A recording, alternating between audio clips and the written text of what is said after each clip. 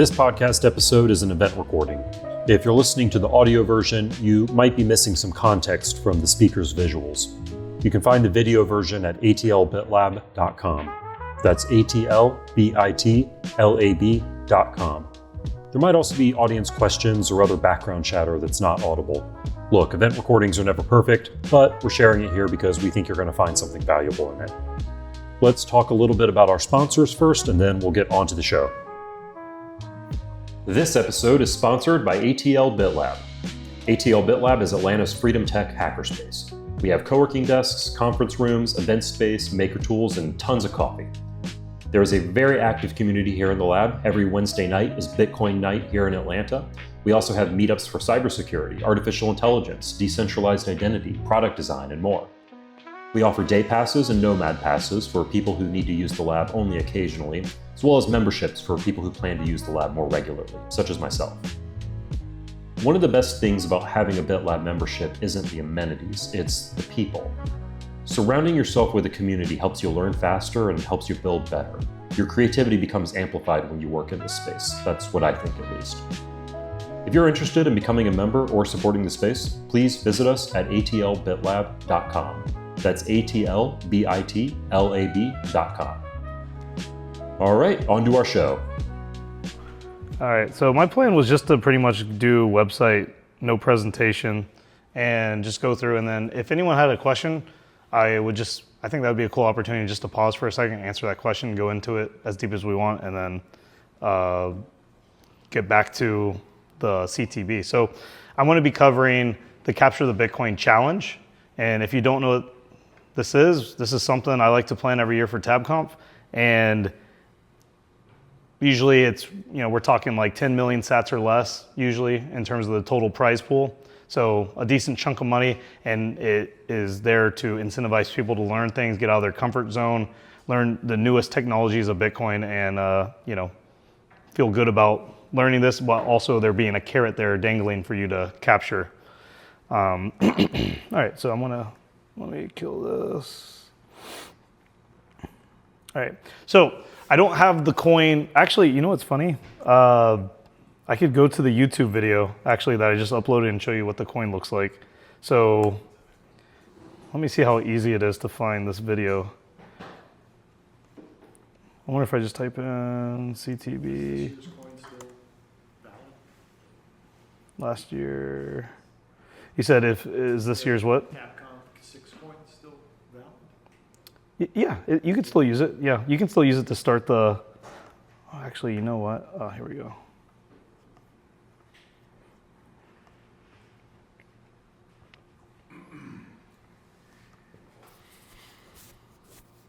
All right, so I made like a little review and prep for this, and also to put online. But I'll show you. The coin looks like this. So you can see in the video of me talking about it, you can see there's a hash around the edge of the coin. And when you check into TabConf, you just instinctively need to know to look at the edge. And the funny part is some people, that's the hard part. So even getting started can be the hard part. When you plug this hash into a block explorer, you will then, actually, let's go to it. Actually, maybe doing this video a little bit is a cheat code for me. So around the edge of the coin, right? So this is how the puzzle begins. Around the edge of the coin is a hash, and you need to instinctively know also that that is a transaction ID that you can plug into a block explorer. And when you plug that into a block explorer, you'll see right here, there's an op return that has a website URL. Does anyone not know what an op return is? Okay, so an op return is just, you can pretty much add whatever like random data you want to a Bitcoin transaction. So the idea is, in a fun way of like starting the puzzle, that random piece of data is going to be a website. So then you look at the coin, it points you to the Bitcoin blockchain, and then you get a website through an op return, and then that will then send you somewhere else. So it's kind of like a scavenger hunt. You see what I'm saying? Yeah, what's up, Jordan? Yeah. Mike, is there a limit to how much data I can put in that op return? Yeah, there is. Can I put a JPEG? A very small one, sure. Otherwise, you need to, I don't know, have some sort of method of combining op returns, Do you know the limit off the top of your head? I don't know. Well, it used to be, I think it was 80 bytes, then it was 40 bytes or 80 bytes, something like consensus is 80 bytes, but then I think relay policy at one point was 40 bytes, and I think maybe they became more liberal and made it 80 bytes again. Is that fair? Or? But at one point, they wouldn't relay a transaction that had an op return over 40 bytes, but I think that was like a temp thing. Yeah, I don't know. I think Bitcoin Knots doesn't relay at the full 80, I think. It's still valid, but I don't think it'll relay. Yeah, I want to say Bitcoin Core also did that at one point, but don't hold me to that. Anyways, but you can have multiple op returns, obviously. You know, if one op return just isn't doing it for you, make that JPEG, Jordan. I believe in you. All right. So if everyone's following me in this journey, we got our TabConf coin. And again, if you don't know what TabConf is, you might not. This is just a conference that we run here in Atlanta. You could call it like a hacker conference. All right, so you get this coin when you check in, but no one tells you like this is like the challenge coin. That's also kind of like a cool part about it. You just need to like look and be curious and plug this into the Bitcoin blockchain. You get a website, and now we're moving on, and I'm gonna ditch this video now and go to the actual website that you would actually receive. So it would be tabctb.com/6. All right, and this is what you're presented with when you first come. There's some sponsors that helped fund not only TabConf, but the CTB. I have some text here, and then I give some shout outs to some developers who helped make some of this possible. But one thing I include here at the bottom is the address that literally holds everything. My opinion, it's good to give this address early to let people know, hey, you know, like, are the funds still available, and let them know that as early as possible, sort of, because you don't want to give someone false hope that there might be a large amount of Bitcoin. And so this address was given immediately, so you could check that out. So let's go ahead and take this address and see what we get. I want to use mempool space. So if we plug that in, then we get the transaction. What's up? Oh, I mean, hey, if you have something funny to say, like, I want to hear it too. This is like what teachers do, you know, in classrooms, you know what I mean? All right, so this is the transaction that you would see when you plug this in. And you're like, well, at the time, if you were the first one to look at this, sorry about that, all of these would be green, okay? Meaning that they haven't been swiped yet. The fact that we're here now and they're all red, spoiler alert, the CTB was solved, okay? So all of these funds were stolen. But at the time, the cool part is you could see what was available and what was taken, right? And we're gonna get more into that and like how you could figure that out. But it's a cool way to sort of track the progress publicly, where I don't need your like email address or to dox you or whatever, because I can see publicly what's going on and how much progress, you know, teams are making without even knowing who the teams are.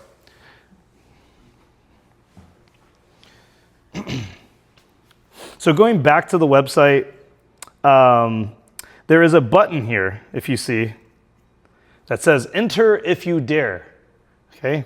If you click that, you'll then be presented with this. You could just call it vanity text. I was just getting fun with it. So every year, the complaint is, oh, the CTB is great, but it takes up so much time. And now I've been adding in a disclaimer, which is, you know, if you do this, you know, be careful. What do I say here? Like, time slips away unnoticed as you are walking down the road. You know, this is also Halloween themed, so I try to make it as spooky as possible, right? It's right around Halloween. Spooky vibes here. And you notice the branches start to curve in, you know, also getting into like tap branches and stuff like this. You're feeling that you're about to be consumed by this puzzle, yada, yada, yada. You know, like this is your final chance to turn back. And I thought it would be funny to give you two options here. You can turn around or let the force pull you in. If you turn around, it will take you to the TabConf schedule. So then it's like, all right, you turned around, here's the schedule, go to a talk, go have, you know, fun. Actually, like, enjoy the conference. And then if you instead say, let the force pull you in, it brings you to the next clue.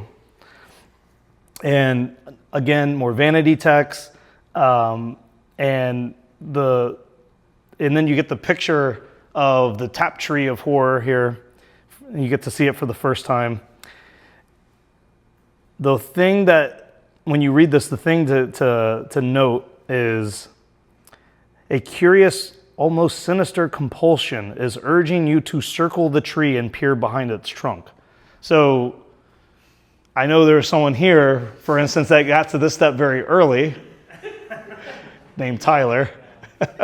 So if you participated in the CTB or even looked at it, can you raise your hand just so I can know? Okay, so who made it to this step on Wednesday? Okay, and for everyone else, what was the problem with this? The picture was not behind. Well, the message was not behind the picture. Right. Did you know that? Okay, so when did you see so there at the conference there's a 4-foot cutout. There's a 4-foot foam poster of this. Oh, yeah.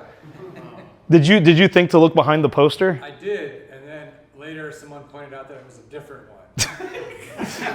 So this was two-part. One, I wanted to make sure people that showed up late to the conference could all start at the same time. So I didn't actually reveal this clue and put it on the behind the poster. And then two, the real reason, I forgot. Hey, Rich. We were trying to find this clue, and then we were like, all right, it's not behind the picture. So then we were like reverse imaging, like, we were like looking at the map, contrast. Yeah, you got like okay. Yeah, for the recording, people were very confused here. They were doing image manipulation, reverse polarization, trying to look at the metadata of the image. Yeah, nothing was there. Sorry about that, guys. That was just me being forgetful. But also the real fake excuse is I was trying to just let everyone start at the same time on Thursday morning, which is when Thursday morning I put the clue, and when I say me, my wife put the clue behind the tree. And the clue was /grim, Grim. That's all you got. Behind the poster was just /grim. You would need to know to go here and append grim. And when you do append grim, you see, oh, the Grim Reaper, so scary. Ooh, Halloween themed. And you get more vanity text. He talks to you about at first you think he's a legendary supercoder, master of digital realms. But as the figure steps into the dim moonlight, you realize this isn't Yellen's nightmare, but your own, the Grim Reaper himself. And he goes by Grim. And he talks to you about unfortunate UTXOs. They've lured you here. It's been amplified by Uptober power movement by people named Michael buying Bitcoin through that, and then he pretty much offers you a deal. He says, I'll grant you a chance to free the souls of those who came before you, but beware, if you fail, your soul will also be trapped within the tree's dark script. Oh, and by the way, I found this odd game called Satoshi Settlers and left a clue on the same block height as the generous donation. So this is like the most sellout way of getting people to go to Satoshi Settlers, which I just showed you, by the way.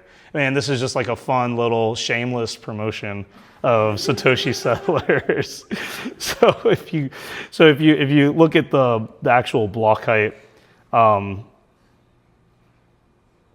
how do we supposed to know which is the block of the donation? So if you look at the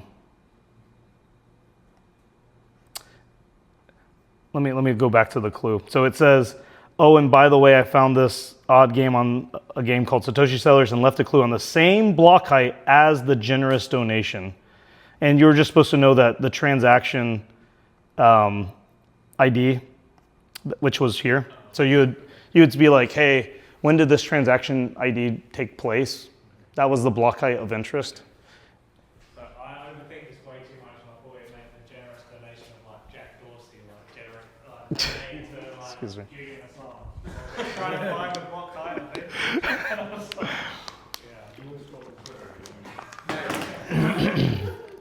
Yeah, I'm not that deep. Yeah. I wanted to let you know how much I got tripped up on the URL because the original one has .html. Yep, and one doesn't have, yep. You'd have to know, because sometimes it does and sometimes it doesn't. Yeah. I just fuck with you. Yeah, sorry. Sorry, that was so the reason I did that was to fuck with you. The real reason, that was the fake real reason. The real reason, that was a mistake. Yeah. And then instead of going back and fixing it, I was just like, they'll figure it out. Funny enough, not everyone figured that out. I was like, oh, okay, well, oops. Yeah. Lessons learned. Okay, so you might be wondering, what the hell is this Satoshi Settlers thing? And you would be right to ask that question. I don't even know what would happen. Oh, actually, if you Google it, you get to it. It's not that bad. You go here, you enter into this Blockchain Explorer weird game. You go to 8, what was it, 8, 7, to, wait, what was it, 8, it was 866.277. So you go to 866.277. And I don't know if you guys can see this, but this is very small text. The idea is there's some metadata here within the game. There's Grim here talking about there's 11 souls trapped. Oh, you're a sat hunter looking to test your skills. You know, let's make a deal if you get to try to save these souls and get rich, but if you fail, the Taptree of Horror will trap your soul. And then all you have to do is say, I accept your terms. I know this is kind of hard to read from the audience, but this says / I accept your terms. And then someone then trolled afterwards and said, Tidwell Satoshi up here. But that's not part of the actual puzzle. You're looking for the messages by Grim himself. So Grim's kind of like this persona that is doing shit. So if we go back to the website, now we want to accept Grim's terms, right? So we're doing, I accept your terms. And this is where, as soon as you utter the words, accept your terms, souls locked away by the unholy tree extracting offers, or UTXOs, if you didn't know what that stood for Halloween themed. For short, come forth, still bounded by the tree, you're barraged by visible UTXO suffered spirits that have been confirmed into damnation. How many of them are there? Each one seemingly stuck for a different reason. The premise of this was, I'm a firm believer that people are more likely to obscure and secure their Bitcoin in bizarre, odd ways and secure themselves out of their Bitcoin versus their Bitcoin actually getting stolen. Obviously, your Bitcoin getting stolen is definitely non-zero. I'm not trying to say you shouldn't be worried about that, but I think it's much more likely for you to come up with something really clever that you think is clever, and then 10 years later, you're like, oh shit, I remember what I did that was so clever. I remember it perfectly, but it's not working. And then you're like, and then everyone's like, dude, what are you talking about? So every single example here is a soul, a persona of someone who has screwed themselves and they need your help. And the way to help them is by taking their Bitcoin and spending their Bitcoin to release their UTXO, their suffered UTXO spirit. Now, the cool part about this is, how do you do an iterative Bitcoin puzzle? Because scripts, if you don't know, scripts are winner take all. If you get a script, right, of any complicated Bitcoin script, and you get the spending condition for it, CTV doesn't exist, none of these fancy things exist. You can spend all the Bitcoin in that script, okay? So the question is, how, in today's age, how do we make any sort of iterative kind of fun, puzzle where it's not just a winner take all kind of thing?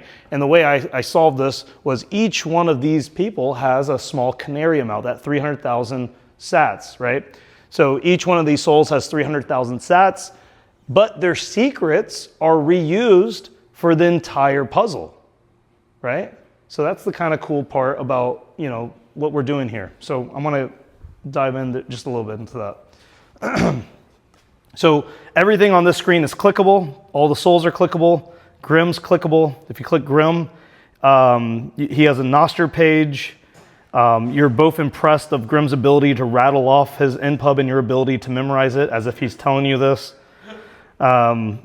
He gives you a secret. He also gives you one of the secrets, sovereignty through knowledge. That is a pre-image for the overall puzzle.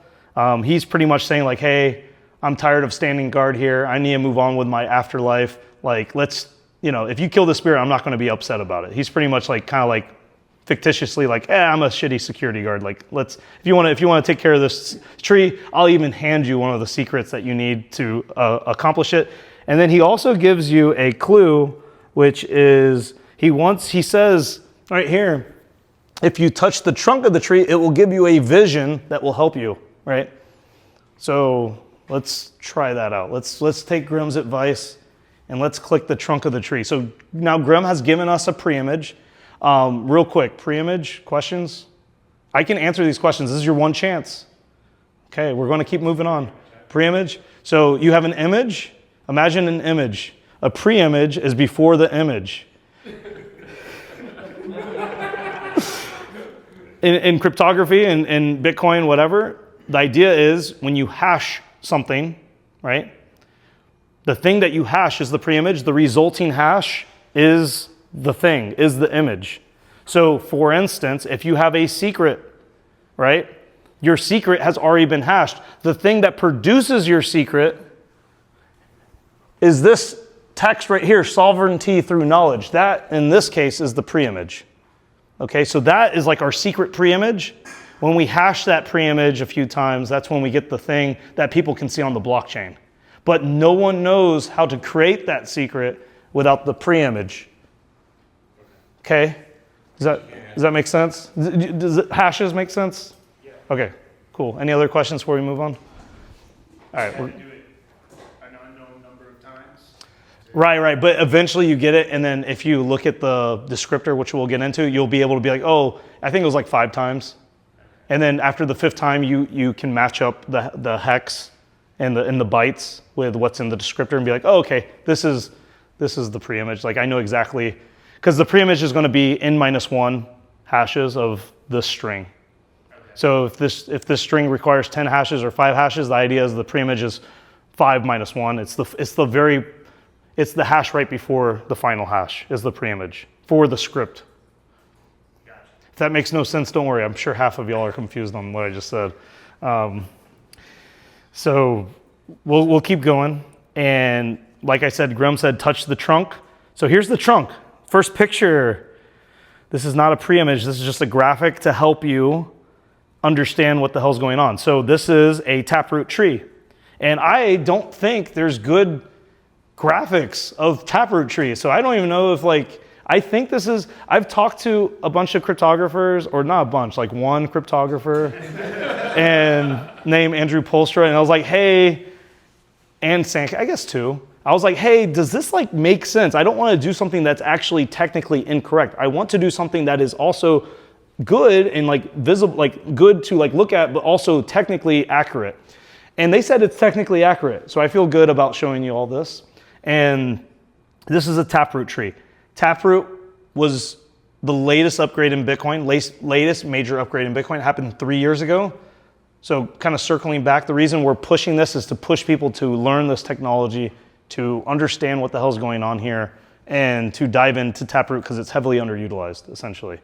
Okay? There's not many companies using it. There's a handful, max. Okay, so at the top we have a tweaked pub key. We have internal and a masked. You can a Taptree will only ever have 2 nodules coming out of a parent nodule. So a parent to 2 children, you'll never have more than 2. So you can see this is the up topmost. Then you have 2 coming out. Then you have just this one ends here. Then this one has 2, etc. So the boxes are going to be spending conditions for the tree. The internal key is just a secret key I have just in case I really screwed things up and I can salvage the Bitcoin here, okay? The reason for this is that I wanted to not use a dummy internal key was because this is highly, in my opinion, experimental, and I really didn't want to lock away all this Bitcoin forever and then be like, oh, remember that Taptree hoard? It's still there 10 years later. It's worth $1 million. Man, I really fucked up, huh? I would hate for that to happen. So I have the internal key. I keep that close to the chest just in case everything goes sideways. I can redeem it. The cool part is you can see which path was used to redeem the overall puzzle. So each one of these squares is a different spending condition. And I'm curious for people who, Jordan, Stu, Tyler, who saw this and understood what this was? I'm curious. Was this helpful at all? I never got this far. Okay. All right. I only saw the actual descriptor. You never clicked the trunk? Click the thing at the top. I know, but I'm just saying, well, if you can't get to that without getting here first. Yeah. There's no way to get to that without getting here first. So, all right. Well, it sounds like no one here got. I saw got this, but I had no idea what it was. Okay. So you would have to intuitively kind of look at this and be like, oh, A is Alice, B is Bob, C is Charlie, D is Dave, E is Eve. You know, these are the different names. These are the different pre-images. So G is Grim. So this is the pre-image for Grim. So now you know it's a ripe 160 hash. This is a time lock. So you know this spending condition wouldn't be able to be done until Wednesday, October 23rd. And then, for instance, on Thursday, these two become available all of a sudden. Now you have more spending conditions for the Taptree. And this is to showcase, you know, like some cool features of Taproot where, hey, the longer this tree exists, the longer the script exists and the people involved with it, you know, understand each other, the more spending conditions become available. Potentially, like, imagine you have a Bitcoin and you say, hey, look, you give it to your kid and you say, unless we both agree how to spend this Bitcoin, you're not allowed to spend it. But in 20 years, you don't need my signature anymore. You can spend it on your own. And this is essentially a way more fucking complicated, like extravagant way of manipulating and or conditions with different thresholds, okay? So here we have 4 of 8 thresholds plus either one of these keys plus Judy plus Dave plus this time. So we like all these are like more combinations coming about. So on Friday we get 3 more spending paths, and then on Saturday we get 2 more, and then this one right here has always been available, this 8th index one, which is just every single secret possible. So if you knew every single secret, which was pretty much impossible, you could just spend the Bitcoin right away. This was the only one that wasn't time locked. So wait, every single secret including the internal key? no. Okay. Every single secret except the internal key. Yep. Which I think is a bug because I think for some reason, actually no, never mind. It's not a bug. There's many bugs in this, but that wasn't one of them. That would have been a bad one. Because if you got the internal key, you just take the funds. Yeah. So the cool part about Taproot is, let's say you want to spend here, right? Well, you could reveal all the way from the top down here, but all of this right here would never have to be on chain. So especially if you have like some sensitive sort of spending paths that you don't want to reveal to the chain, or you just have a massive amount of spending conditions, we're talking hundreds. That's a huge on-chain footprint, right? You're spending a lot of money to spend out of this tree. But if you're using Taproot, which is the newest upgrade of Bitcoin, you only reveal the path through the branches that you need, which can potentially make your publishing satisfying condition way smaller and therefore take up way less fees, way less block space. Yeah, what's up? Is this a Merkle tree? Yep. So would you need to know the hash of the rest of the data in order to get the tree to work? Yeah. So if you're spending this one right here, you'd have to know this. You'd have to know this. You'd have to know this. You'd have to know this. You have to know that. Yeah. If you were number 2. Yeah, right here. No 2. What do you need to know? You need to know everything above it that paths to it, but you don't need to know this. I see. You don't even know one either. It's going to. You don't need to know one. You just need to know this nodule up here and then 2. Yeah. Be a descriptor or something. Yeah, we'll get to that right now. So this is a graphical descriptor. This is for me to pretty much say like, hey, descriptors are pretty intimidating. Let me graphically show you what this looks like. Now, this is the intimidating thing. So this is what the descriptor looks like. This is what you would actually use. But if you've never seen this before, you're like, what in the fuck is this? The idea is like, it's this. So you're like this and this are the same thing, but I want to make a graphic for people because I don't think people can visualize this without like actually understanding it. Could anyone? Can you go back to the graph? You can't deduce this from the other string of text. You could if you were super fucking lucky. You could hypothetically, but it would be like impossible. It's impossible, right? It wouldn't be impossible, improbable. Because if you get one thing wrong, you'd get a different descriptor. If you get one little, because there's multiple ways of describing the same thing, okay? And you could potentially describe this tree and get something that looks like this, that's off by just a little bit, and it wouldn't be a valid descriptor. So that's why I give you the descriptor for free. So you don't have to guess what the descriptor is. You don't have to recreate the descriptor. Take the descriptor, copy and paste it into whatever code you want. So Here it is. Therefore, you know all the nodes about the one. Exactly, and then you can test, you know what Grimm's preimage is, you know all like the pub keys, because if you look at all this, you can, I mean, this is kind of like bad resolution, but here, let me zoom in just like. Figure out. Does this contain spending? Yeah, this contains everything. You can see like and conditions, like nested with parens. You can see like an XPub right here. You know, you can see like XPubs. You can see like this is the SHA-256 like preimage right here. Like you can see everything in here. You can see like this is a multi-sig threshold, right? And then it's like this is 4 of, and then all these pub keys. So this is like a 4 of 8 threshold starting right here, this multi-sig threshold. So like, yeah, everything's here, but it's just, this is kind of crappy to look at, you know? This doesn't live on chain, or it does? No, this is. It just lives somewhere. If anyone's ever used, who's used multi-sig here? Yeah, but Okay. whether I understood it. So one thing, if you're using multi-sig for the first time in this day and age, you start to learn about descriptors, right? You start to be like, well, how do we actually like spend this money? Well, you need to know what was the agreement contract. What are we actually, spending our money from? And this is a really complicated big descriptor. You could think of this as like a really crazy multi-sig, but this is like many multi-sig spending possibilities. So you describe the tree, and then something spits this out to like be valid. And you hold on to this somewhere. Well, you can roll this by hand, or you can have a software program make it for you. Yeah. Yeah. Yeah.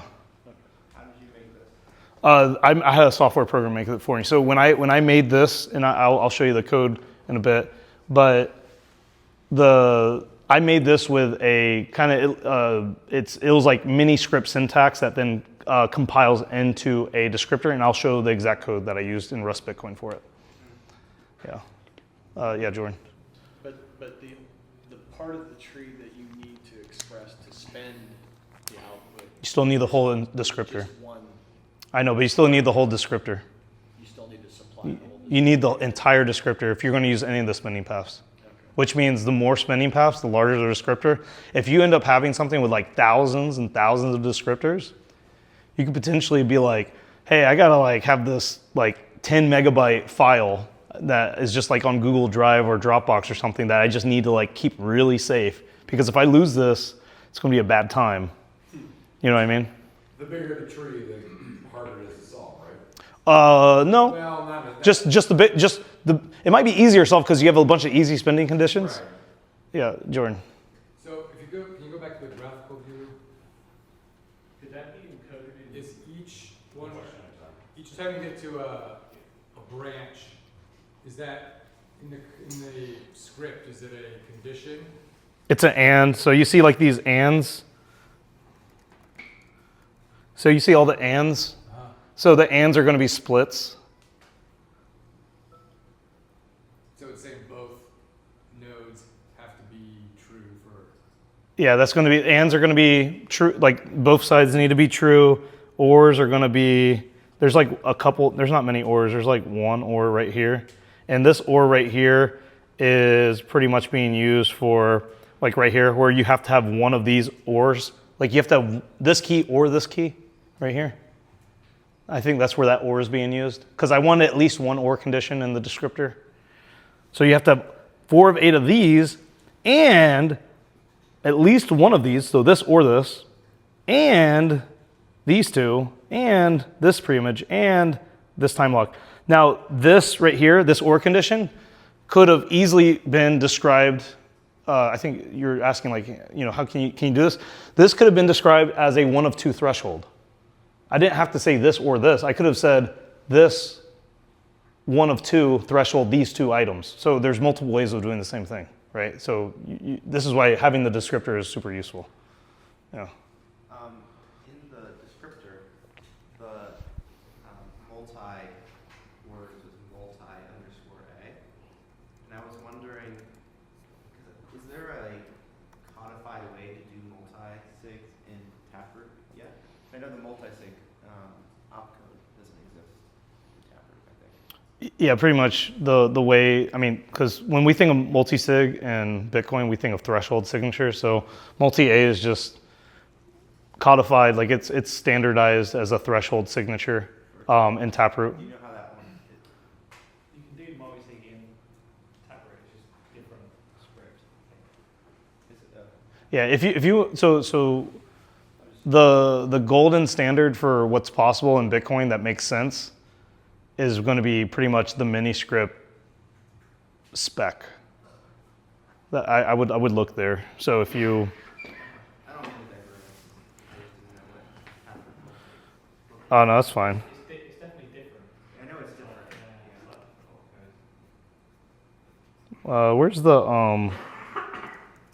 Where's like the here it is.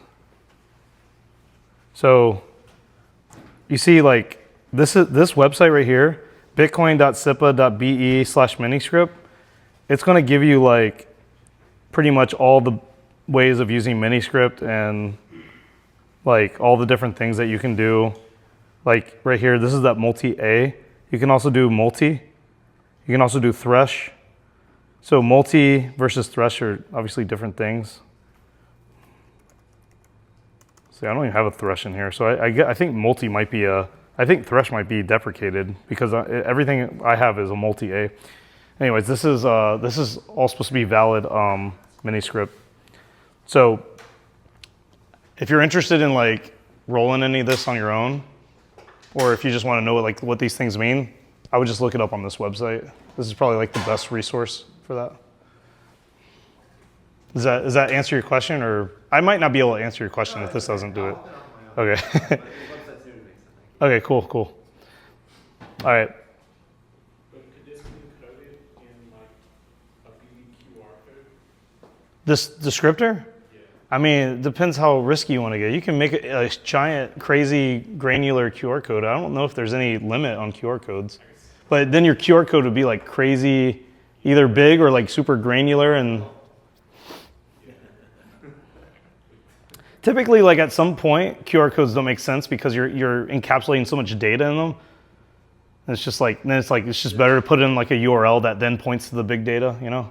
There's animated QR codes to kind of get past that a little bit, but still kind of dicey. I guess you need an application that can then read the animated. Right. Yeah. So it's basically presenting a series, right? Yeah. But All there right. is theoretical limits to how much you can do with resolutions and stuff. All right, so we're back to the tree, right? Now, I think we kind of get the idea. We have 11 souls. Their keys are reused for the overall Taptree. We just talked about the Taptree. We talked about the spending conditions. And now we have this idea where as soon as one of these souls are freed, Alice, Bob, Charlie, etc., we can see it on the blockchain. So the cool part is, let's click on Alice. So this is apathetic Alice. So everyone kind of has like a funny sort of reason why they've screwed themselves out of Bitcoin. Apathetic Alice is just lazy, or she just doesn't care enough to understand XProves. So apathetic Alice is pretty much saying, hey, I'm used to seeing 12 words or 24 words. What the hell is this thing? I made it somehow. I don't even know how, and now I don't understand how to get my Bitcoin. Now the cool part is the address for each soul is at the bottom. So if you go to this, you can see like, oh, is apathetic Alice, okay, her funds were spent. So then you might be incentivized like, hey, I'm not going to focus on Alice because her funds were already taken. I'm going to go for like one of these that haven't been taken yet. So like I said, real time, some of these circles were green, some were red. And I could observe which souls were taken, which was pretty cool. And this would make you be like, hey, I know a secret. I'm the one who got it. I'm the one who got, Frank. You're the one who got Alice. Like, let's do a soul swap, or let's do a secret swap. And, because both teams would then get closer or whatever. So, these are kind of like ideas that exist. You also have ideas where if two teams find the same soul at the same time, they start RBFing each other. You could see that happening on chain. So some fun things like that. Actually, I don't think happened. I don't think it did. I gave you a lot of opportunities. Even started a day late. Y'all disappoint me. I wanted to see some hostile RBFing, and we didn't get to see minor donations. Oh well. Yeah, so that's how those observability would work. Let's dive back into Alice. So XProve with the derivation path. I mean, this is a mini descriptor. You could make this a descriptor. This is like as small as it can pretty much get. You would plug this into a wallet that understands XProves or descriptors, and you would pretty much just have the funds immediately specifying this. I don't know if there's any questions here. Otherwise, I want to go to Bob. Okay. How quickly was this one? This was the first one found. Yeah. And it was found Thursday morning. And the reason for Thursday morning, again, because I'm forgetful, like Frank. I'm like forgetful Frank, All right. So Bob was the next one to be found. Sorry, could you go back to the Taptree? Like, how The graphic, yeah, so this. find yeah, so Oh, so if you got Alice, like you would have one of the 10 requirements here. So you'd have A. okay. And then you'd be able to reuse her secret, the same secret that was used to swipe her Bitcoin in this condition. And so, Because I reused the secrets into the tree as well. Like the same pub keys were used. so knowing Alice, you would be able to spend one of the UTXOs. Alice's UTXO. The 300K sats. Okay. Remember? Like right here. That's not Taptree, This was Alice's. Well, technically it was using Taproot, but it wasn't part of but the Taproot, like if you're just doing really simple stuff with Taproot, it's no different than just like receiving and sending Bitcoin. It's not really interesting. that tree is for the big guy. Yeah. All the secrets from all the personas are reused for different spending conditions within the overall prize, which the overall prize is more than 300K sat Bitcoins. It's like, I think it was 4 million sats. Yeah. Mike, I've actually never seen XProve before, so if you load a wallet with that XProve address, I guess that's an address on Apathetic Alice. Yeah, so this is an XProve, which means it's like a private version of an XPub. You've heard of XPubs? Yeah. So this is an XProve, which is just the counterpart to an XPub. Counterpart. Well, it's like, like It's a private key, right? It's effectively the same as the mnemonic phrase. that. So pretty much whenever you have a 12-word seed, right, your software is just creating this XProve. I got you. And the reason for making sure people understand this is because 12-word seeds don't have descriptors. They don't have derivation paths. And this controversial take coming. You ready?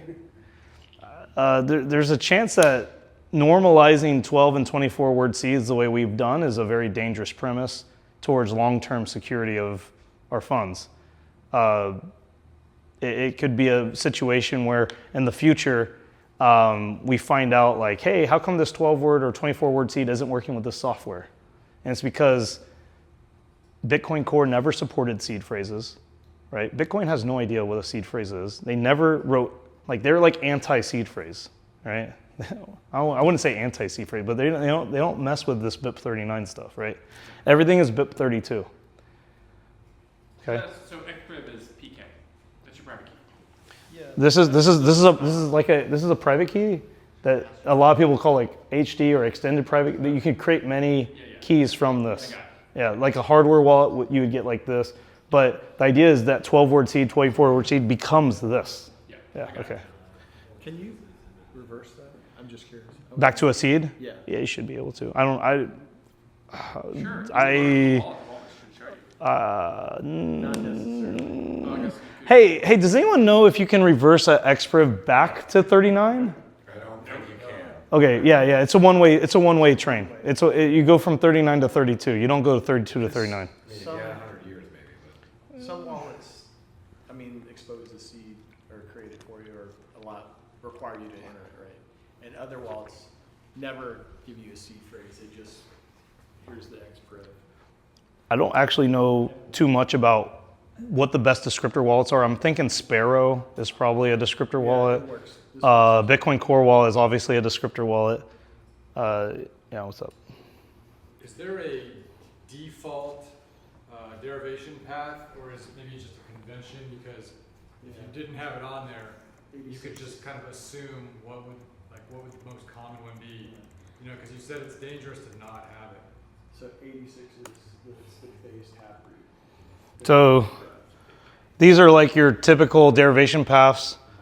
So like if you just plug this in to like any legitimate wallet, hypothetically they would just scan every single one of these paths and not even ask you. So they would just be like, hey, give me your 12-word seed. And then it would check 44, it would check 49, it would check 84, it would check 86. But here's the problem. What if you're doing something that requires you to use account 3, or this isn't hardened, it's unhardened because you're doing something interesting? Or you see what I'm trying to say? Like it's a weird premise to be like, if you do anything non-standard that wallet thinks is non-standard, and non-standard is subjective, then your funds just don't show up now because, wait a minute, that 12-word seed, I thought that's all I need. I put in the steel and whatever, and like 10 years later, nothing works because everything has changed software-wise or something. That thing's no longer supported. This is why I think like it's good for us to understand how Bitcoin works, So like, to really understand these descriptors, because this is actually how Bitcoin works. Yeah. if you're in Sparrow, like with a SegWit wallet, and then you open up the Samurai Pool transaction, then it splits your wallet into like 4 wallets, each with a different derivation path. Yeah. You just create a bunch. Yeah. The pre-pool where your funds go before it's mixed, and you get the post-pool where it's after mixed, and then you get stuff that's remainder, which goes into something called bad bank, and then you get these different derivation paths. If you don't understand that, and you try to like recover what was in that section, it's super confusing. Unless you know. Hey, real quick, we're coming up on time. It's almost 7:30. What time do we need to end? I was just about to wrap up my notes. I was going to say, yeah, we got about 30 minutes here. Okay, 30 minutes left? Yeah. Are we just going to stop at 8, right? Yeah. Or 7:50? Yeah, well, I mean, Okay. you can go to 8, that's cool. Okay. So I mean, it's up to you. Yeah. If you want questions. I just wasn't sure. Yeah, I just wasn't sure if we're in at 7:30 because then I was going to stop questions. But if we're going to end at 8, I'll still take questions. Yeah, that's fine. So the data we need for A to solve on the Merkle tree is that XProve? Yeah, this is like your secret to sign for Alice's pub keys. Got it. This right here was used in the Taptree to then, like, you need this to sign and create signatures to satisfy all of Alice's encumbrances. Wherever Alice is in the tree, you would then be able to use this to then sign a message in order to satisfy that thing. Okay. Yeah.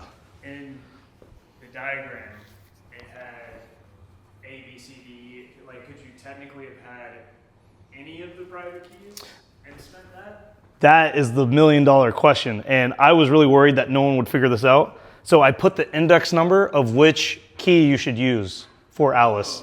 So this is 1, 2, and then down here, it's like 3, 8, 4. And I didn't just purposely put it in order to let you know, like, hey, this is the 8th index, this is the 4th, this is the 5th. So you literally go to,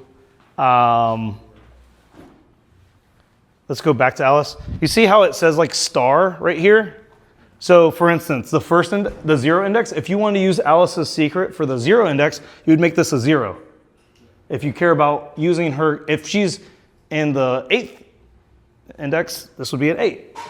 And then you would then derive the key pairs, the signature. Yeah. Star with her index. Right, for the specific, yeah. It was pretty fucking complicated, yeah. Yeah, you would have to know that index told you which this wild card star would be. I never would figure that out. I think you just answered it. Yeah. That was a wild card. Yeah, that's that. So this is like, a lot of times when you see derivation paths, the last one will be a star. I'm just keeping convention here. Yep. Yeah. I have a, like, unrelated question, but it relates to this PhD path. Like, you know how wallets you have options in different wallets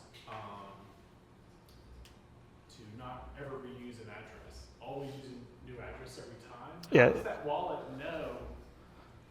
It'll pretty much just iterate through this, and then pretty much if it ever, One and just keeps iterating? yeah, it'll just An empty address? exactly, yeah. And then you can also change this number, and then reiterate through 1 through a billion again, and then change this to a 3, 1 through a billion. But Yeah. be careful too, because there's times when, especially in change address, where usually that last 0 to 1 is the set of change addresses. They don't always use every consecutive one. So if you're scanning forward, like where the asterisk is, 0, 1, 2, 3, 4, and then you hit something unused, you actually probably want to keep scanning a little bit to see if you see anything else that it's used. And if you don't see anything for a while, you can say, probably that was the last one. Hopefully you never have to do that manually. Yeah, but the amount of Hopefully the wallet just does it for you. addresses that you kind of keep going just in case is All right. often called a gap. But if you're looking at the wallet, you'll say, what's the Well, the first one takes the longest, yeah, because you got to break the ice. you're saying? Scan a little further than you normally would before you give up. All right, we're gonna go to Bob first. Hold maybe any other questions? We'll start answering them maybe as we keep going. But we got 11 of these trapped souls. We have to save them. We can't just focus on Alice. All right, we got 10 more to go through. So next one up is Boating Accident Bob. And Boating Accident Bob is trying to convince you he really did have a boating accident. And his seed phrase got damaged. And rough weather, giant wave, abandoned ship, seed wet, and then float. So what we're trying to do here is understand as if like somehow he had a boating accident and only this part of his seed was damaged, whatever, funny, haha. And we have 1, 2, 3, 4, 5, 6, 7, 8, 9, so like 9.5 words kind of. And the idea is out of 9.5 words, can we just come up with the 12-word seed, right? Now you might be wondering, like, how is this possible? Well, 1, there's not that many words left to figure out. And then 2, we're given this address.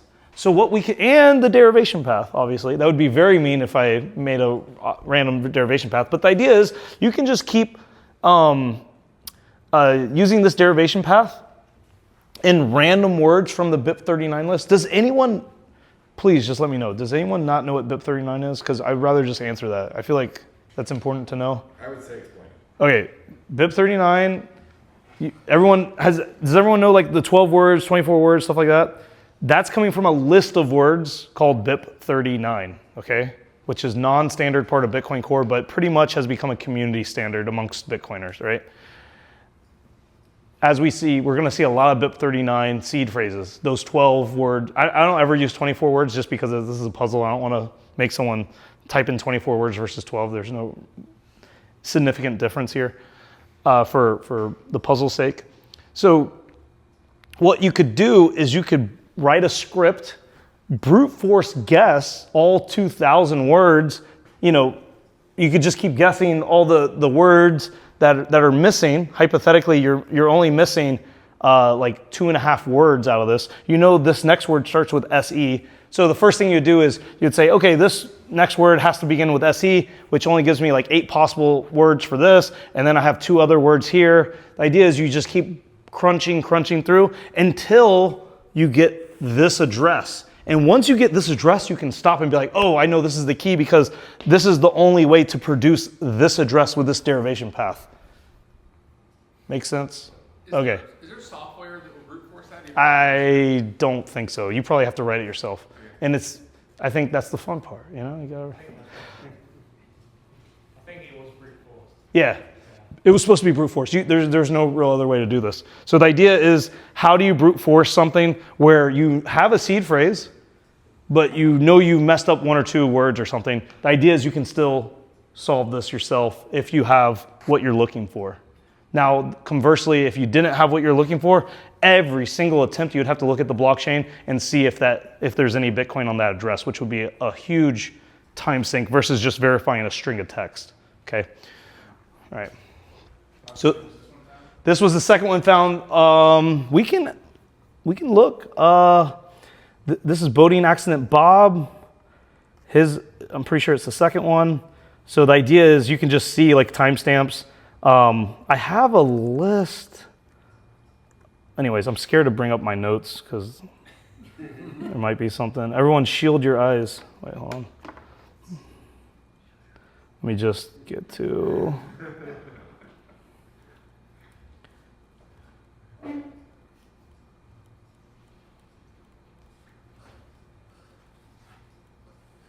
I don't have it. I deleted it. Damn it. Okay. If you want to know the exact time things happen, I would just say look at the thing. But I'll try to keep you on the straight and narrow on when these things were found. But some of them were found out of order. They weren't just all linearly found. So what's up? All right. So we'll move on to Charlie now. So this is Clever Charlie, and I'm using the word Clever Charlie because it's like, oh, you're so clever, but now you've lost your Bitcoin, you know. Clever Charlie wanted to be called Crypto Charlie, but as my British friend said, the other souls told me it would have been cringe for him to call, so he called himself Clever Charlie instead.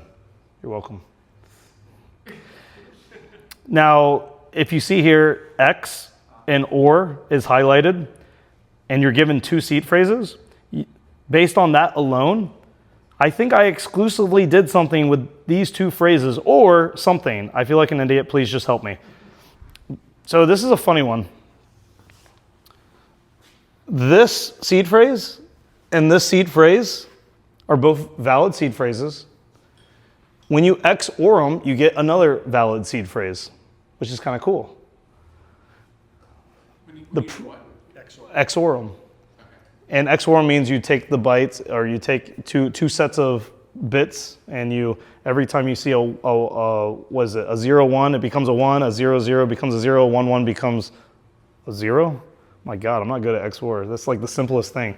But the idea here is you XOR them, you get a third seed phrase, boom, you got the money.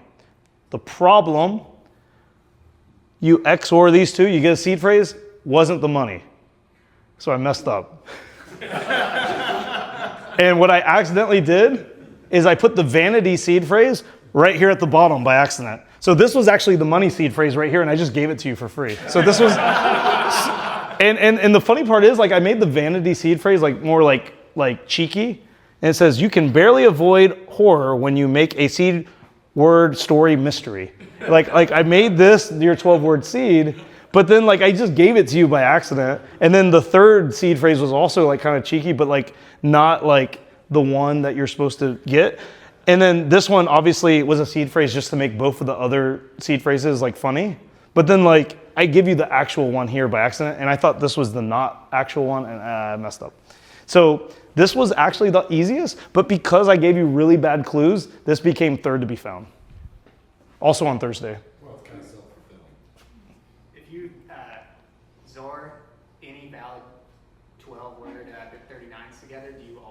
I don't know.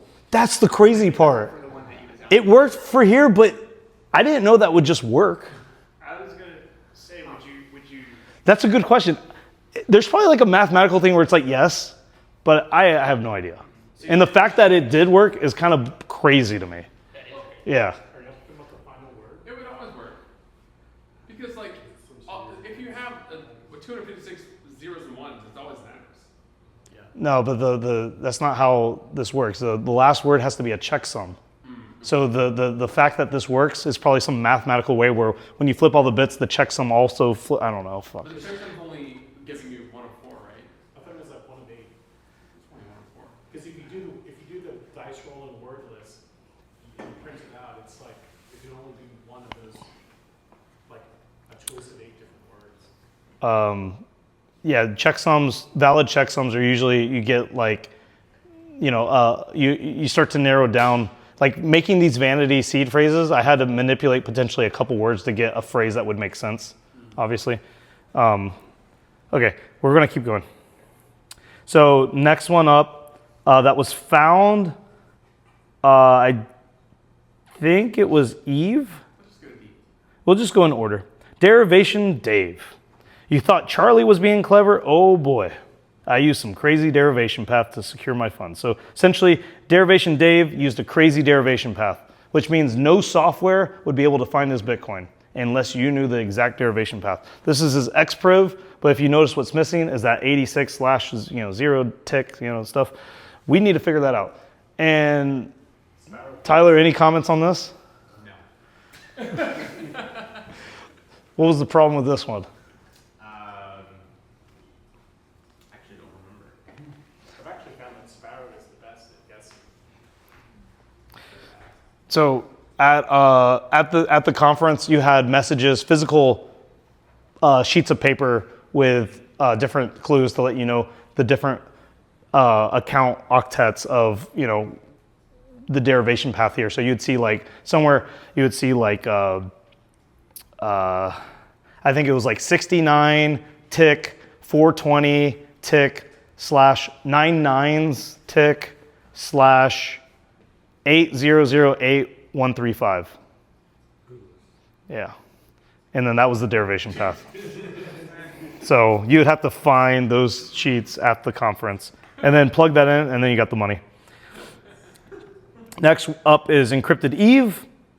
And Encrypted Eve was, I am surprised anyone figured this out because I messed this one up, but people are so clever, they still figured it out. Encrypted Eve just pretty much says, hey, here's my PGP key. I'm desperate. I gave you my private key. I posted something on Nostr. Help me. The idea is you go to Nostr, you find Eve. I have the tabconf Nostr. It's like if you don't know what Nostr is, it's like Twitter, but way worse, but also way cooler. and yeah, so the idea here, take the key, or you find a message on Nostr that's encrypted. You use this key to decrypt it. The problem, I didn't give you the damn passphrase. So this PGP. Guess is the passphrase. What would your first guess be? Play. Tapconf. There you go. It's tabconf. But I didn't tell anyone. But here's the thing. No other way in any of these puzzles would you ever have to guess something that you wouldn't be able to find out somehow. There was never a thing in this entire puzzle where you just have to guess something. Except for here. That's why this was so confusing. This was why it wasn't found quick. This was one of the later ones to be found. Is there a hint that you have to use passphrase? No. That's why I'm so surprised that someone figured it out. That's why I'm so surprised someone figured out, like, oh, you also need tabconf as the passphrase here. I'm like, holy crap. Like, trade secrets with someone. Well, yeah. And yeah. It's funny, because the guy that we were working with, that we interfaced with to get the password, he's like, oh, that was the first thing I tried. I mean, you didn't try just putting in a random like passphrase when you're trying to decrypt something? Yeah, like. All right, now we're at Forgetful Frank. Similar to Derivation Dave, Forgetful Frank had fun rules set up at the conference, and those rules were essentially the 12-word seed. Pretty simple. All right, we'll move on here. And we're off to Heather. This is Heather. So Heather just likes hashing stuff. The sticky notes around, there were notes from Frank on the conference. Were the 12 words? Yeah. Okay. I saw a couple Frank notes, but I didn't. Yeah, exactly. Yeah. Those Frank notes were, those had money in them hills. money in them sheets of paper. All right, so hashing Heather. This is someone who just literally took her 12-word seeds and just hashed every single word. And she just loves hashing stuff. And she can hash stuff in her head, but she just can't remember what any of the pre-images are. So what you would do is you just go to the BIP39 list. Remember that list of 2,048 words, and you would hash every single one of them, and then you just match them up to this. All right. So you just write a script, hash, Command F, Control F, find, and you just find what the words are, and that's hashing Heather. The phrase here was funny. I forget what it was. It was something like, this may take you a long time, you will cry hard because reasons or something. I forget like what the phrase was, something funny like that. And then we'll move on to Ian and this one. This one's so hard, I can't even do it. Or I can probably figure it out eventually, but I don't even know how to do it, really. I just know it's possible. So I had a friend of mine ensure that this was possible before I did it for the conference. And I almost didn't do this one, but this one was amazing because Insecure Ian has, if you notice this derivation path, there's no ticks, there's no H, there's no hardening. This is an unhardened derivation path. And the reasons for that could be multifaceted based on like how you want to run servers and how you want to reveal secrets when you do like invoicing for customer, whatever it might be. But he has a fully unhardened derivation path.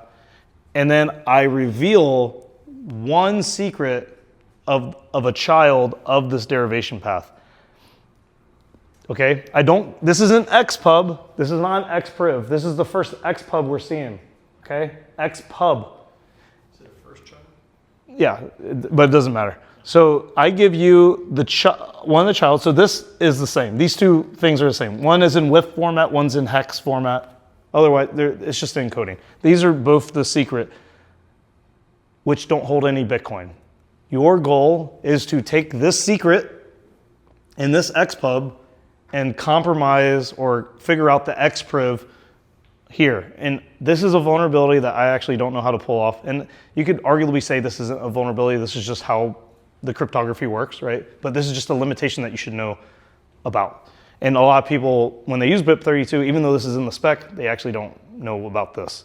If you ever lose a secret, even if you only have given out your XPub, if you have an unhardened path, don't use that ever again. Like roll your keys, send your Bitcoin off to a hardened path kind of thing. This was found. I was very impressed with the team. I think it was Stu's team that figured this one out, right? Noctis figured this one. Yeah, Noctis figured this one out. I think that's amazing. I don't even know how to do this. I just know it's possible. I even asked on Stack Overflow, how do you do this? And no one responded to me. Stack Exchange. I don't think maybe it's like frowned upon to be like, hey, how do you take Bitcoin if you have an unhardened path and this? I'm like, we should know like how this works. I'm like more like that. Yeah. So. What is the secret? Like, how did you generate that? This right here. Yeah. So I just took one of the key pairs, and then I whiffed it, wallet import format, and then this is just the secret as hex. So one is the wallet import format, which like most wallets understand. And then just in case like you want it in different format, I gave it to you in both. Right, but like let's focus on the hex one. How did you, which one came first, the hex or the WIF one? They're synonymous. This is an encoding of this. So technically the hex. Like what did you I think it was either index 0 or 1 here. Okay. Yeah, and then the opposite one. So index 0 had the funds on it. Index 1 was this. You had to take index 1, compromise the XPub, so then you could get index 0, and then actually use that one to, take the 300K sats. Okay. Yeah. Good? Yep. All right. Yeah, this was by far the hardest. I don't think this was the last one to be found, though. I think this was like second to last. Lexicon, anyways, Liam was last, but all right, so Judy is up. Judy was fun. This was also a meet space, in-person thing. Everyone at the conference got a wristband. And on that wristband, if you scanned your phone to it, it would take you to the schedule. But if you used any sort of like analyzer tool or like NFC tool, you would see that it had more than just the website on it. It also had a word. And guess what? That word was indexed with a number. And the idea is we divided the wristbands up 12 different ways. We put 12 words on, every single attendee got one word, and then it'd be up to you to work with people at the conference to get the whole phrase.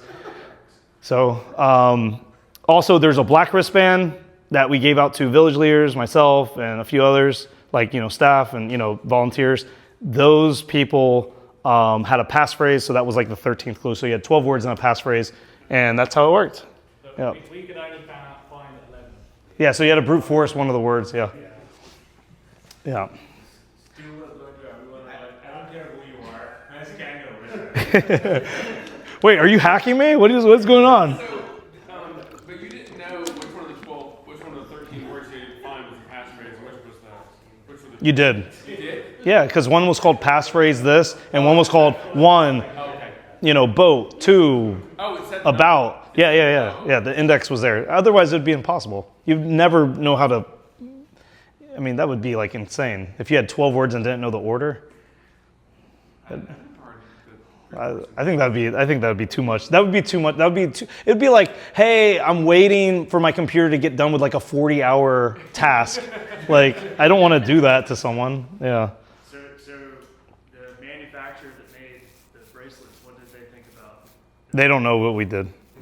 We did all this ourselves. You programmed it yourself. Yeah. Okay. Yeah.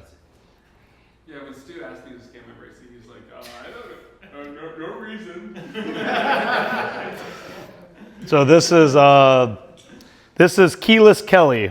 I was working on some interesting Taproot encumbrances when I heard voices. Slowly I was led down a path and coaxed into thinking the Taproot tree wanted to share its knowledge with me, but instead it took my hash and used it as part of its own wicked scheme. I'll do you a favor. Here is my seed phrase used in conjunction with a hash.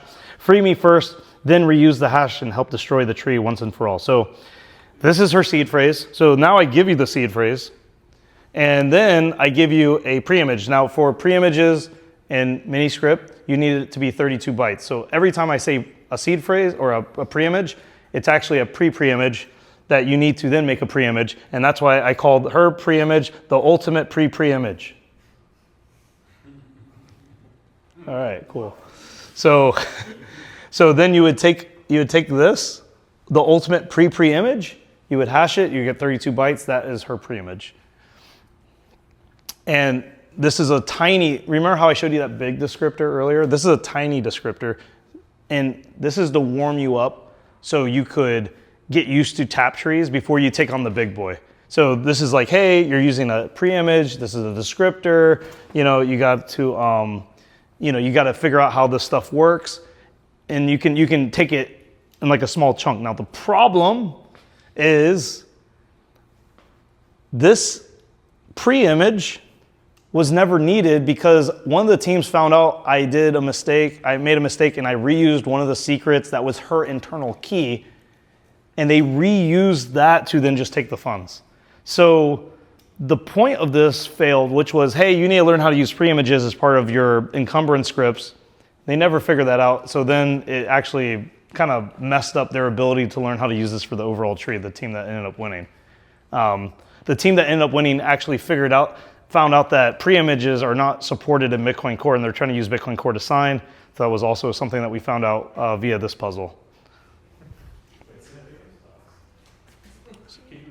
Bitcoin Core, at least at the time when TabConf was going on, I don't know if they made a change because of the puzzle or something, but they did not support preimage like as part of like the signing method for sending funds. So you could only like sign signatures with like private keys, but I couldn't just have like a string of text act as like a additional secret for my Bitcoin. And apparently, according to HL, that was an oversight or something. Like this was like they didn't actually think anyone's ever tried this before or something. Like the 13th word. No, this is like a completely separate thing, not having to do with seed phrases, not having to do with private keys. This is like, I just want to take some string of text and then use that as part of like my secret to then send my Bitcoin later. Yeah, that's what, whenever I'm talking about preimages, I'm talking about that. I'm talking about like just these string of texts that are used as secrets. Yeah. When you said Bitcoin Core did not support it, Bitcoin Core did not support it as part of consensus or as part of standardness? Neither. That's an invalid question. They didn't support it as part of just signing for it when you import it into the wallet. They would still validate it. They would still think it was valid. They would still think it's standard. They would still like it. They just wouldn't allow you to then send it from the Bitcoin Core wallet. Yeah. So I'm gonna move on. And let's see, we covered Judy. We just covered Keyless Kelly. Last but not least is Liam, Lexicon Liam. And this is a little bit of an older school kind of Cipher punky puzzle, which is not really having to do much with Bitcoin, but just substitution principles. The idea is this is a 12-word seed. but you get like uno, 1, 0, 1, 0, 1, uno, 1, 0, 1, 0, 1, 0. You get this kind of like weird like string / number stuff. 1, 1, 0. You just write it out and get the. So what you would do is you would look for one of the words that only had one word in it. So like this one only has uno, and then you'd be like, what does this need to then become like enough bits for like one of the seed words? And then you would say like, okay, well uno, this is missing 4 bits, so maybe uno is 1, 1, 1, 1. That would be like the idea, and then you'd be able to then know uno equals 1, 1, 1, 1. So then you could plug it into any of these, and then you'd know what 0 was, because then you'd find the missing bits there. The idea is like you'd use substitution, like like algebra. Like you use like I know, like yeah. algebra. So you would. How did you go with uno is the other thing? Because all those. So imagine like uno is like x and 0 is y, and then you just need to figure out what these two values equal. But I gave you a hint where I said where uno is pretty much 4 ones and 0 ended up being 2 zeros, and then you would just convert those bits into the seed words. Where's the hint that uno is 4 ones? I'm saying you'd go to one of the ones that only has one variable, and you would try to elude that. What is this missing? You have to write a script to figure that out. You actually don't need a script for this one. Yeah, you could do this without a script, but yeah, this is just substituting. Looking at this enough to understand the placement can be even in the middle, whatever, and understanding like, okay, what could this? I mean, someone figured it out, so I know. I think this was not the hardest one, but I know Noctis told me this was hard. Because he tried different things. Yeah, this was supposed to be hard. I'm not saying it was easy. How was it old school? You said it was Because it's not using any Bitcoin related kind of ideas of Cipher. Like this is all just like substitution Cipher stuff. Like this is literally a substitution Cipher. it's used with ciphers. Well, it's, yeah. So What would you call I it? think it's poly, isn't it? Polyalgorithmic. Oh, I don't know. I would just consider this to be a substitution Cipher because you would just substitute uno for 4 ones and 0 for 2 zeros. And then you wouldn't ever need to figure out both of these variables at the same time because you have some that are isolated. Right. So that's why, yeah. So, Oh, some mono, yeah. yeah. It's the W thing that tricks people up. how do you know it's the last 2 words that both have only uno in them and no other? Because you would know how many bits are in a seed word, and then you would know how many bits are missing. They have 11. Seed words all have 11 bits. So let's see. 1, 2, 3, 4, 5, 6, 7. And then uno's 4. So 7 plus 4 is 11. Right. So there's your 11 bits. How do you know it's 4 ones? How did you know it was 11 bits just now? Because that's what it is. Okay, so then 11 minus 7. And then what are you missing? You're missing 4 bits. Yeah, but how do you know they're all 1? Oh, because it's uno. I mean, and then also I gave a hint that all the seed words start with the letter W. So then the seed phrase was like this really epic seed phrase. All ones in the Yeah, so then the seed phrase was like, I like wonder what wolf want wool in wolves sheep wool's clothing or something. It said like something about like a wolf in winter wanting wool, wondering why want this or want. Yeah, so like it was like a seed phrase with all W's in it. That sort of made sense. Kind of sounded like a caveman was saying I it. see your logic now. Yeah. Hey, dude, my puzzles aren't easy, but someone figured it out. So my excuse is it was just hard enough. All right. Is this the last one we solved? Yeah. So these are all the seed. So this is it, and then we'll need to wrap up here shortly, and then we can take questions maybe later. But I'll just show you real quick. So I did get a PR merged into Rust Bitcoin, Rust Miniscript. So I was really excited about that. Polstra took in my example. I got the Taptree of Horror as the only like end-to-end holistic pretty much tree with a README. I also put this, cleaned it up a bit, and I know we need to end here, but I'll just show you real quick some code and then we'll end. So here you can see I have like Alice, Bob, Charlie, and you notice I'm not using any BIP39, no seed words here. They don't want any seed words in the Rust Bitcoin stuff, so I just converted everything to XProvs, XPubs, stuff like that. So you could substitute this with seed phrases, whatever, and then I I get all the secret keys from here as a descriptor, and then I then produce key pairs for each persona. So Alice, Bob, Charlie, Dave, etc. I then define my pre-images, and I define my time locks as UTC timestamps. And then I give them really easy names like, October 23rd morning, October 24th evening. And the reason for that is because I then, can I make this smaller? No. I then have a policy, and I think you're asking me, like, how did I actually define the descriptor? Well, I defined it here, and if you see, like, the first one is an OR statement, so I'm pretty much saying, like, it could be either the internal key or all the rest of it, so that's kind of like how it starts. And you can see I punch in variables, like this one would be like the second index, and this is like Alice 2, Bob 2, Charlie 2, and then, like, it has to be, like, at this time lock, after this time. This is all using miniscript syntax. And then I make this policy, this tree, and then I pretty much take away all the spacing and line breaks and tabs and all that, and then I compile it into a descriptor. So this is how I compile the Taproot descriptor. And I say none because I actually want to use the internal key. I don't want to use a bogus internal key.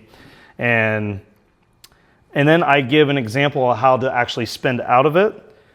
So then I specify my time locks, I give a dummy address, I give a dummy like UTXO that would have potentially sent to this, and then I do all my PSBT signing as Alice, Bob, Charlie, Dave, Eve, Frank, Henry, or Heather, etc. And then I include my 2 pre-images here for Kelly and Grimm, and I'm satisfying one of the conditions here, which would be this condition. I think it's 10. 10's not up here. I think it's actually 0, because it's 0. So this is this is the one I'm satisfying right here.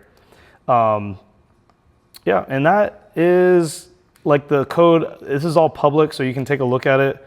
The reason for making this example holistic, like end to end, with how to create the policy, how to spend out of it, is because I want more companies to use this. So I think like AnchorWatch has already like looked at this, so maybe hopefully they'll start using Taproot.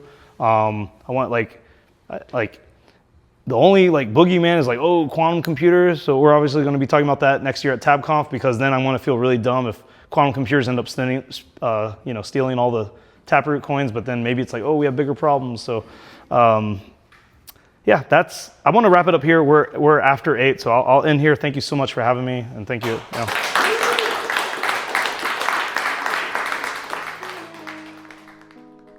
Hey, thanks for listening. I hope you enjoyed this episode. If you want to learn more about anything that we discussed, you can look for links in the show notes. That should be in your podcast player, or you can go to atlbitlab.com/podcast. On a final note, if you found this information useful and you want to help support us, you can always send us a tip in Bitcoin. Your support really helps it so that we can keep bringing you content like this. All right, catch you later.